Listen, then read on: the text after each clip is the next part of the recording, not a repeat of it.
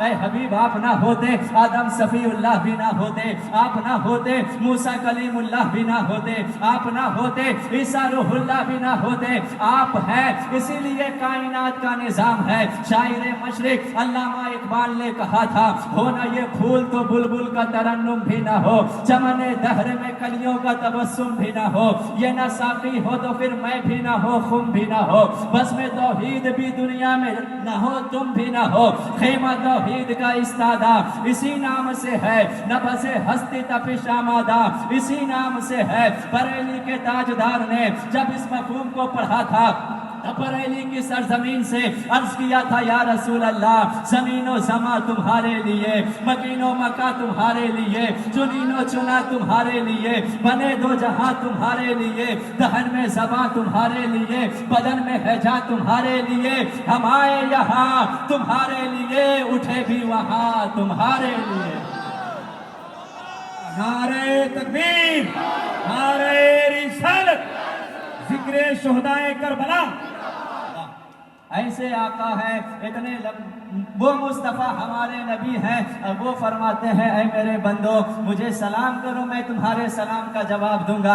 آئیے محبت کے ساتھ، عقیدت کے ساتھ درود پاک کا نذرانہ پیش کر لیں، سارے لوگ درود شریف پڑھ لیں۔ اللہم صلی علی سیدنا شفیعنا حبیبنا نبینا مولانا محمد بارک وسلم، صلاۃ و سلام علیک یا رسول اللہ صلی اللہ تعالی علیہ وسلم۔ معزز سامعین، کلکتہ کے اس برجو نالہ بس اسٹینڈ کے اس تاریخی اجلاس میں ہم اور آپ کی شرکت ہو رہی ہے، قابل مبارکباد ہیں آپ لوگ، وہ سارے لوگ جنہوں نے 10 روپیہ سے دیکھ لے کر کے 1000 تک اس جلسے میں تعاون کیا، جنہوں نے اپنا وقت دیا، جنہوں نے اپنی محنت دی۔ قاری رئیس صاحب قبلہ قابل مبارکباد ہیں آپ کی محنتوں سے اتنا عظیم الشان امام حسین کا جلسہ ہو رہا ہے، آپ دیکھ رہے ہیں۔ نقیب صدا بہار اپنی محنت سے، اپنے جملوں سے رات کے 4 بجے بھور تک جلسے کو بیدار رکھنے والا نقیب جمال اختر پلاموی صاحب کے بلا تشریف فرما ہے، کافی سینئر نقیب ہیں، وہ تشریف رکھتے ہیں۔ سہیل اویسی صاحب بہت اچھا پڑھے ہیں، ابھی اور پڑھیں گے، اور ملک ہندوستان کا مشہور و معروف لہجہ، دنیا پورے ہندوستان میں اپنی آواز سے پہچانے جانے والا لہجہ، جناب اختر پرواز نعیمی صاحب یہ بھی تشریف رکھتے ہیں۔ علماء کرام کی ایک کثیر جماعت ہے، سب مجھ سے بڑے ہیں، سب سے چھوٹا میں تھوڑی دیر کے لیے آپ کے درمیان حاضر ہو۔ معزز سامعین، آپ کا جذبہ دیکھ کر کے، آپ کا ایمان دیکھ کر کے، آپ کی تعداد دیکھ کر کے میرا دل کہہ رہا ہے، زمین فلک مہو اختر حسین والے ہیں، یہ کائنات کے منظر حسین والے ہیں، یزیدیت سے ہے انکار بچے بچے کو، ہمارے اصغر و اکبر حسین والے ہیں۔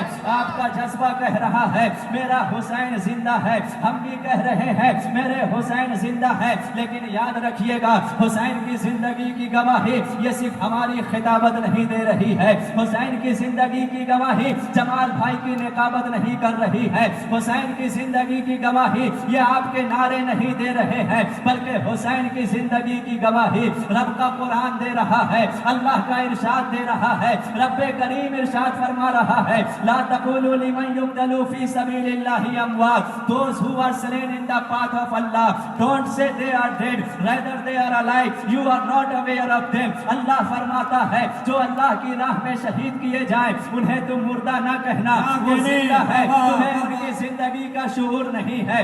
آخر ماجرا کیا ہے؟ یہی قرآن ہے اور یہی اللہ کا فرمان ہے، جس نے مکہ میں رہنے والوں کے بارے میں، ابو جہل کے بارے میں، ابو لہب کے بارے میں، عتبہ کے بارے میں، شیبہ کے بارے میں اسی قرآن نے کہا تھا، سمن بکمن امیون، یہ اندھا ہے، یہ بہرا ہے، یہ گونگا ہے، یہ مردہ ہے، بات سمجھ میں نہیں آتی، جو چل پھر رہا ہے قرآن کہہ رہا ہے مردہ ہے، وہ کھا پی رہا ہے قرآن کہہ رہا ہے مردہ ہے، اسلام کو مٹانے کی کوشش کر رہا ہے قرآن کہہ رہا ہے مردہ ہے، اور کربلا میں حسین ہے، سر جسم سے الگ ہو گیا ہے قرآن کہہ رہا ہے زندہ ہے، خون کا فوارہ بہ گیا ہے، قرآن کہہ رہا ہے زندہ ہے، جسم ٹھنڈا پڑ گیا ہے، قرآن کہہ رہا ہے زندہ ہے۔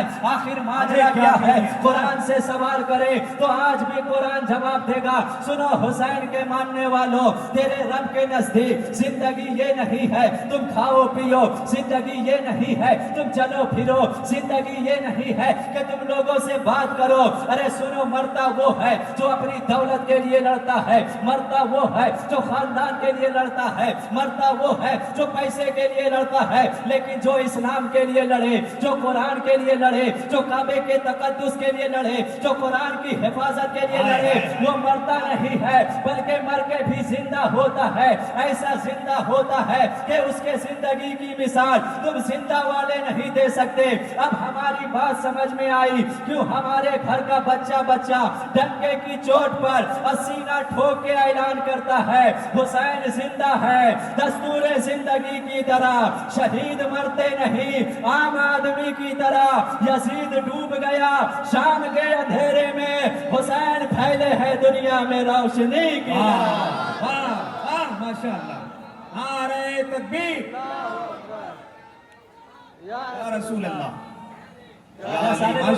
سارے لوگ جواب دیں، کہہ دے یا حسین، اور بستی میں کہہ دے یا حسین، اور بستی میں کہے یا حسین۔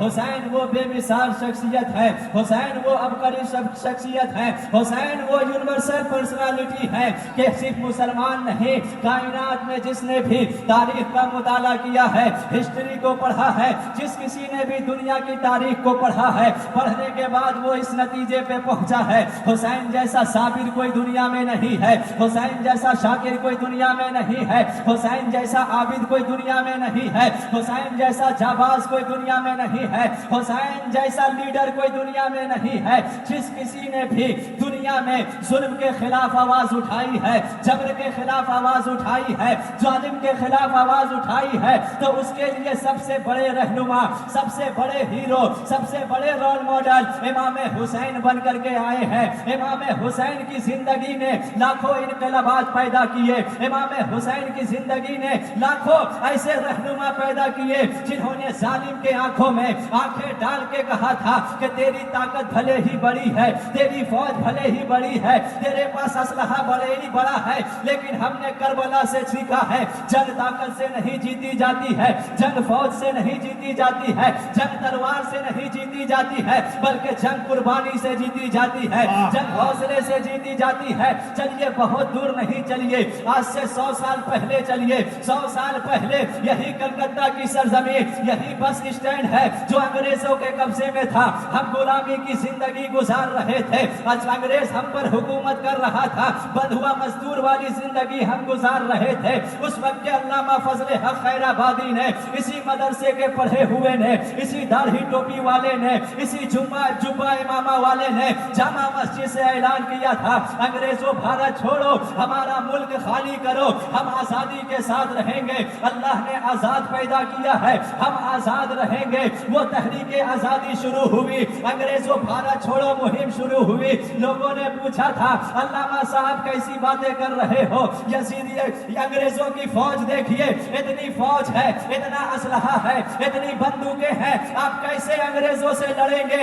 اس وقت علامہ فضل حق خیر آبادی نے اور مولانا علی جوہر نے کہا تھا ہم ہندوستان کو کربلا بنا دیں گے، انگریزوں کی گولیاں ختم ہو جائے گی، ہمارے سینے ختم نہیں ہوں گے، ہم کربلا کی سرزمین یہاں پر کربلا کی تاریخ دہرا دیں گے۔ اور وہ انقلابی نعرہ مولانا علی جوہر نے دیا تھا، وہ انقلابی شعر لکھا تھا جس شعر کے صدقے ہندوستان آزاد ہوا، جو شعر ہندوستان کے کونے کونے میں پہنچا اور ہر حسینی کا دل میں دوڑنے والا خون کھولنے لگا، اب پورے ہندوستان سے صدا گونجنے لگی کہ انگریزوں بھارت چھوڑو، میرا ہندوستان خالی کرو۔ وہ شعر کیا تھا؟ مولانا جوہر علی نے تڑپ کر کہا تھا دور حیات آئے گا قاتل قضا کے بعد، ہے ابتدا ہماری تیری انتہا کے بعد، قتل حسین اصل میں مرگ یزید ہے، اسلام زندہ ہوتا ہے ہر کربلا کے بعد۔ کیا کہنے، کیا کہنے، تکبیر، اللہ اکبر، رسالت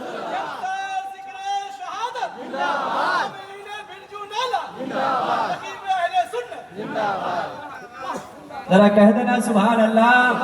سارے لوگ کہہ دیں یہاں سے وہاں تک یا رسول اللہ. مستی میں کہیں یا حسین یا حسین.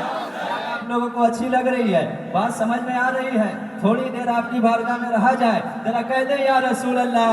معزز سامعین ہم اس حسین کے ماننے والے ہیں کہ پوری دنیا میں میرے حسین کی مثال نہیں ہے, پوری دنیا میں میرے حسین کا جواب نہیں ہے, پوری دنیا میں حسین جیسا کوئی دوسرا نہیں ہے. ارے دوسرا ہوگا بھی کیسے؟ بتاؤ تو کون ہے اس دنیا میں جس کا نانا نبیوں کا سردار ہو؟ بتاؤ تو دوسرا کون ہے جس کی ماں خاتون جنت ہو؟ دوسرا کون ہے جس کا بابا ولیوں کا امام ہو؟ دوسرا کون ہے جس کا بھائی شہیدوں کا, جس کا بھائی جنتی جوانوں کا سردار ہو؟ اور دوسرا کون ہے جو خود شہیدوں کا امام ہو؟ نہ نانا کا جواب پوری کائنات میں, نہ ماں کا جواب پوری کائنات میں, نہ بھائی کا جواب پوری کائنات میں, نہ خود حسین کا جواب پوری کائنات میں.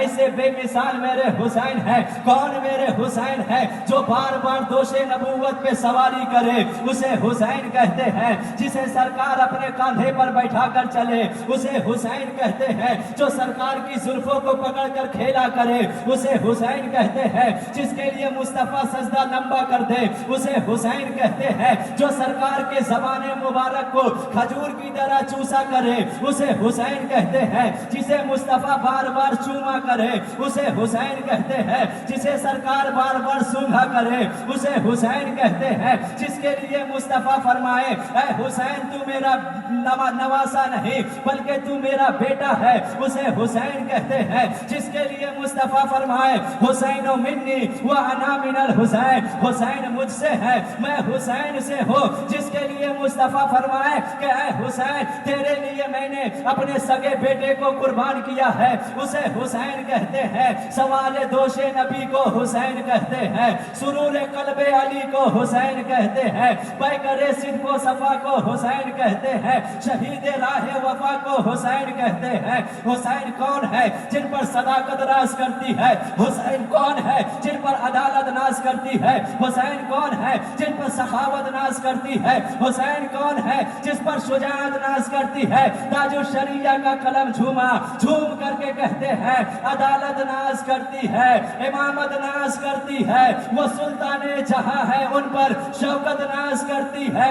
بٹھا کر شان اقدس پہ کر دی شان دو بالا, نبی کے لاڈلے پر ہر فضیلت ناز کرتی ہے. شہنشاہ شہیدہ ہو انوکھی شان والے ہو حسین ابن علی تم پر شہادت ناز کرتی ہے. واہ لاجواب ماشاءاللہ. نعرے جواب دے جواب دے جواب دے.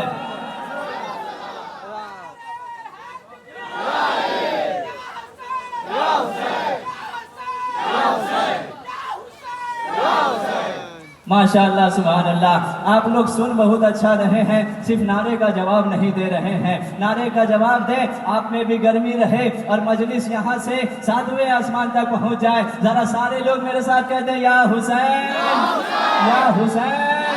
ماشاءاللہ سبحان اللہ. معزز سامعین وقت میرے پاس تھوڑا ہے اسی لیے میں چاہ رہا ہوں زیادہ سے زیادہ بات آپ تک پہنچا دو اور آپ سے میں رخصت ہو جاؤں. وہ بے مثال میرا حسین ہے, وہ لاجواب میرا حسین ہے. میرا حسین مجبور نہیں تھا, میرا حسین لاچار نہیں تھا. حسین ایسے نہیں تھے کہ غلطی سے کربلا چلے گئے تھے, انہیں کچھ معلوم نہیں تھا کربلا جا کر کے پھنس گئے ہو اور غلطی سے وہاں چلے گئے ہو اور مجبوری میں شہادت پیش کرنا پڑ گیا ہو. ہرگز ایسا نہیں ہے کیونکہ واقعہ کربلا کوئی ایسا ویسا واقعہ نہیں تھا کہ اچانک ہو گیا ہو, پہلے سے کچھ معلوم نہ ہو. پہلے سے سب کو معلوم تھا کیونکہ جب حسین کی ولادت ہوئی تھی آپ بار بار سنتے آئے ہیں جبریل امین وہ مٹی لے کے آئے, مصطفیٰ کی بارگاہ میں پیش کیا, عرض کیا یا رسول اللہ یہ کربلا کی مٹی ہے, یہیں پہ آپ کا نواسا شہید ہوگا. جب آپ کا نواسا شہید ہو جائے گا یہ مٹی خون میں تبدیل ہو جائے گی. میرے آقا کو بھی معلوم ہے حسین شہید ہونے والے ہیں، مولا کائنات کو بھی معلوم ہے حسین شہید ہونے والے ہیں، مدینے والے کو بھی معلوم ہے حسین شہید ہونے والے ہیں۔ چلیے تخیلات کی دنیا میں، تصورات کی دنیا میں، امیجینیشن کی دنیا میں مدینہ شریف چلتے ہیں، مصطفیٰ کے روضے پہ حاضر ہوتے ہیں، سرکار سے سوال کرتے ہیں یا رسول اللہ آخر ماجرا کیا ہے؟ آپ کو معلوم تھا آپ کا نواسہ شہید ہو جائے گا تو آپ نے ایسا انتظام کیوں نہ کر دیا کہ آپ نواسے کو بچا لیتے؟ آپ نے حسین کو کیوں نہیں کہا کہ بیٹا تم کربلا مت جانا، وہاں تمہارے لیے خطرہ ہے؟ آپ نے سیدہ فاطمہ کو کیوں نہیں بتایا کہ حسین کو سمجھانا کبھی وہ کربلا نہ جائے؟ آخر آپ نے منع کیوں نہیں کیا؟ مصطفیٰ جان رحمت کی رحمت آج بھی جواب دے گی۔ سنو اے کلکتہ میں رہنے والوں، بس اسٹینڈ میں بیٹھ کر کے میرے نواسوں کی یاد میں جاگنے والوں، میں نے اس لیے نہیں بتایا تھا کیونکہ مجھے اب حسین کو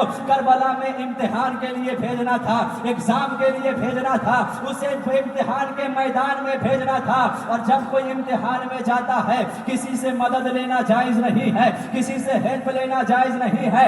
امتحان میں جو مدد مانگے پھر وہ چور کہلاتا ہے، کمزور کہلاتا ہے۔ میرا حسین امتحان دینے والا تھا لیکن دنیا دار کے امتحان میں اور حسین کے امتحان میں فرق ہے۔ دنیا والا جب امتحان دیتا ہے تو قانون یہ ہے پہلے امتحان دے گا، رزلٹ بعد میں نکلے گا، انعام کا اعلان بعد میں ہوگا۔ اگر امتحان میں پاس ہوا تب انعام دیا جائے گا، اگر فیل ہو گیا تو انعام نہیں دیا جائے گا۔ جب تک امتحان نہ ہو جائے، رزلٹ نہ نکل جائے، انعام کا اعلان نہیں کیا جاتا ہے۔ لیکن میرا حسین کربلا میں امتحان 50 سال کے بعد دینے والا ہے، لیکن انعام آج ہی مل چکا ہے۔ جنت کی سرداری پہلے مل چکی ہے، حوض کوثر کا مالک پہلے بنا دیا گیا ہے، دنیا کا مالک پہلے بنا دیا گیا ہے، جنتی جوانوں کا سردار پہلے بنا دیا گیا ہے۔ کیونکہ رب کو معلوم ہے حسین کبھی فیل نہیں ہوگا، رب کو معلوم ہے حسین کبھی ناکام نہیں ہوگا، رب کو معلوم ہے حسین کبھی کربلا جا کر کے کسی کی مدد نہیں مانگے گا۔ اور ایسا امتحان حسین نے دیا، ایسی کامیابی حسین نے لی کہ آج 1450 سال کربلا کا وقت گزر گیا ہے، آج بھی یہ اتنا بڑا مجمع یہاں بیٹھ کر کے کہہ رہا ہے ادھر نہ تیر نہ خنجر کمان باقی ہے، ادھر ہر ایک دہن میں زبان باقی ہے۔ عجیب جنگ ہے یہ جنگ کربلا، جس میں ہوا جو قتل وہی خاندان باقی ہے۔